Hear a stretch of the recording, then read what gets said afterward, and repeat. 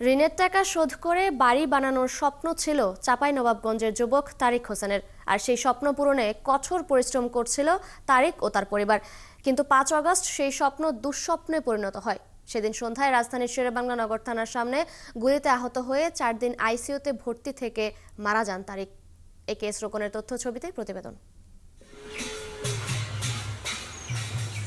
১২ লাখ টাকার ঋণ মাথায় নিয়ে ৯ বছর আগে মা বাবা, বড় ভাই ও ছোট বোনকে নিয়ে ঢাকায় আসেন চাঁপাইনবাবগঞ্জের গোমস্তাপুরের দক্ষিণ ইসলামপুর গ্রামের তারিক হোসেন।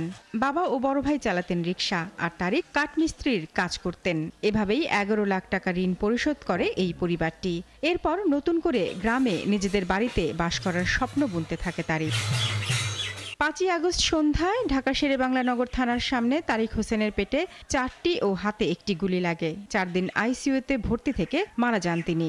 ৫ আগস্টে গুলি খেয়েছে আর হাত জেলে ছেলেকে খুন করেছে যারা জড়িত আছে।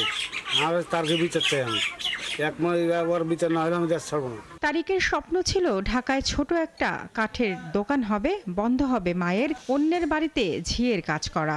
আমার ছেলের স্বপ্ন খুব ছিল। আমার ছেলে কোনোদিনই আমাকে কষ্ট দেয়নি।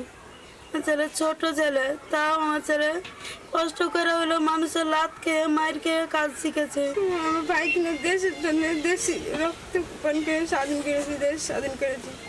আমার ভাইয়ের সুস্থ বিচার চাই, আর কিছু আমি চাই না। জেলার বৈষম্য বিরোধী ছাত্র আন্দোলনের নেতারা জানান, আহত ও নিহতদের পরিবারের খোঁজ খবর রাখছেন তারা, চেষ্টা করছেন সাহায্য করার। তাদের আমরা খোঁজ খবর নিচ্ছি এবং তাদের তালিকা করেছি এবং তাদেরকে কীভাবে আর্থিকভাবে সাহায্য করা যায় সেটা আমরা তাদের লিস্টিং করে এবং কেন্দ্রে পাঠাচ্ছি এবং আমরা সর্বোচ্চ সাহায্য করার চেষ্টা করছি। স্থানীয় প্রশাসন জানায়, এরই মধ্যে তারিকের পরিবারের জন্য জমির ব্যবস্থা করছেন। তাদের বসতিটার জন্য আমরা সরকারিভাবে ৪ শতক জায়গা একটা খাস জমি বন্দোবস্ত দেওয়ার প্রস্তাব করেছি। এটা ডিসি স্যার অনুমোদন করলে ওনাদের আশা করি যে মাথা গোজার একটা ঠাঁই সেটা আমরা করতে পারবো। বৈষম্য বিরোধী আন্দোলনে চাঁপাইনবাবগঞ্জ জেলার ২ জন মারা যান আর আহত হন অন্তত ৯ জন। শারমিন স্বপ্না, ৭১।